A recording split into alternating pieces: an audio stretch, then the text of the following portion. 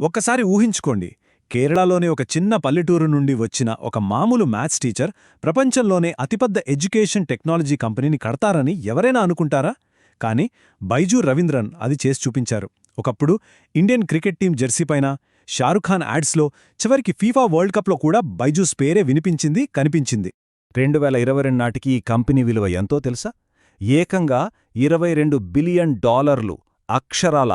అంటే మన ఇండియన్ రూపాయిలో చెప్పాలంటే సుమారుగా 1,80,000 కోట్లు. అబ్బా! ఒక స్టార్టప్కు ఇది మామూలు విజయం కాదు, ఒక అద్భుతం. కానీ ఈ విజయం ఎక్కువ కాలం నిలవలేదు.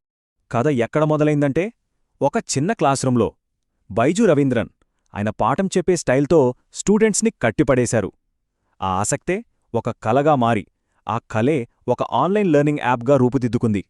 ఇండియా ఎడ్యుకేషన్ సిస్టంలోనే ఒక విప్లవం రాబోతోందని అందరూ ఆశించారు. కానీ ఇంత ఎత్తుకు ఎదిగిన ఈ కథ సుఖాంతం కాలేదు. ఇప్పుడు ఆ సామ్రాజ్యం పతనమంచున ఉంది. అసలు ఆకాశాన్ని తాకిన ఈ కంపెనీ ఇలా పేకమేడలా ఎలా కూలిపోయింది? పదండి, ఈ పతనం వెనకున్న అసలు కథేంటో చూద్దాం. బైజూస్ కథలో మొదటి విలన్ వాళ్ల అపరిమితమైన ఆశ, దానికోసం చేసిన అప్పులు, వాళ్ల విస్తరణ వ్యూహం మొదటికే మోసం తెచ్చిపెట్టింది. అదెలాగో చూద్దాం. మనందరికీ గుర్తుంది కదా, కరోనా టైంలో ఆన్లైన్ క్లాసులకు ఒక్కసారిగా డిమాండ్ ఎలా పెరిగిపోయిందో. బైజూస్ దీన్నే ఒక సువర్ణ అవకాశంగా చూసింది. ఇక వాళ్లని ఆపేవారే లేరనుకున్నారు. ఆకాష్, వైట్ హ్యాట్ జూనియర్ ఇలాంటి పెద్ద పెద్ద కంపెనీలను వేల కోట్లు పోసి కంటికి నచ్చినవన్నీ కొనేశారు.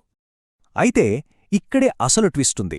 ఈ కొనుగోళ్ల కోసం వాళ్లు తమ లాభాల డబ్బును వాడలేదు. బదులుగా వాళ్లు వేరే దారిని ఎంచుకున్నారు.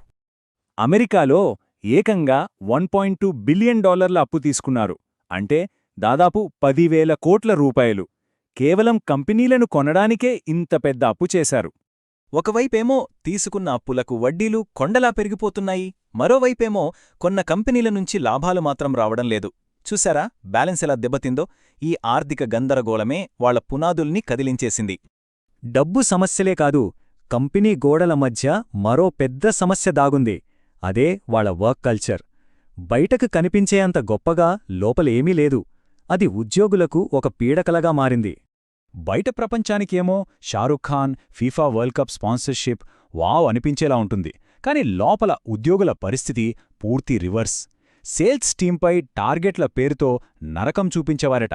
మాటలతో వేధించటం, అవమానించటం ఇవన్నీ చాలా కామన్ అయిపోయాయని ఆరోపణలు వచ్చాయి. వాళ్ల సేల్స్ టెక్నిక్స్ అయితే మరీ దారుణం. మధ్యతరగతి తల్లిదండ్రుల దగ్గరికి వెళ్లి, మీ పిల్లవాడు మా కోర్సు తీసుకోకపోతే వెనుకబడిపోతాడు అని భయపెట్టి కోర్సులమ్మారని ఆరోపణలున్నాయి.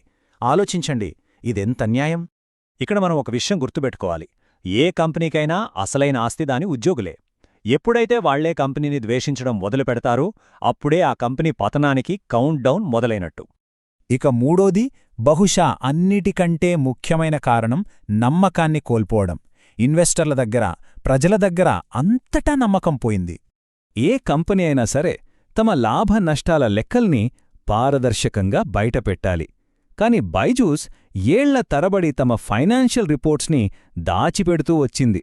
ఒకేడాది, 2 ఏళ్ళు ఇలా దాస్తూనే ఉన్నారు. చివరికి వాళ్ల ఆడిటర్, ప్రపంచంలోనే పెద్ద కంపెనీల్లో ఒకటైన డెలాయిట్, మీతో మా వల్ల కాదు అని చేతులెత్తేసింది. డెలాయిట్ రాజీనామా చేయడమే కాదు, కంపెనీ బోర్డులో ఉన్న 3 కీలకమైన సభ్యులు కూడా ఒకేసారి రిజైన్ చేశారు. ఇది ఇన్వెస్టర్లకు ఒక పెద్ద ప్రమాదఘంటికలా మోగింది. అప్పుడు ప్రపంచానికి మొత్తం క్లారిటీ వచ్చేసింది. లెక్కల్లో ఏదో పెద్ద తేడా జరుగుతోందని అందరికీ అర్థమైపోయింది. వ్యాపారంలో నమ్మకం అనేది గాజులాంటిది. ఒక్కసారి పగిలితే మళ్లీ అతక్కదు. ఒక్కసారి గుర్తుచేసుకోండి, ఒకప్పుడు ఈ కంపెనీ విలువ ఎంత? $22 బిలియన్.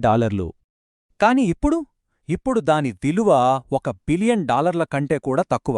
అంటే దాదాపు 99% పడిపోయింది. 22 బిలియన్ల నుంచి 1 బిలియన్ కన్నా తక్కువకి. ఊహించగలరా? దీని ఫలితమేంటో తెలుసా? ఫౌండర్ బైజూ రవీంద్రన్ ఇప్పుడు తన ఉద్యోగులకు జీతాలివ్వడానికి సొంత ఇళ్లను కూడా తాకట్టు పెట్టే పరిస్థితికొచ్చారు. దీనికి తోడు ఈడీ కేసులు, కోర్టు గొడవలు.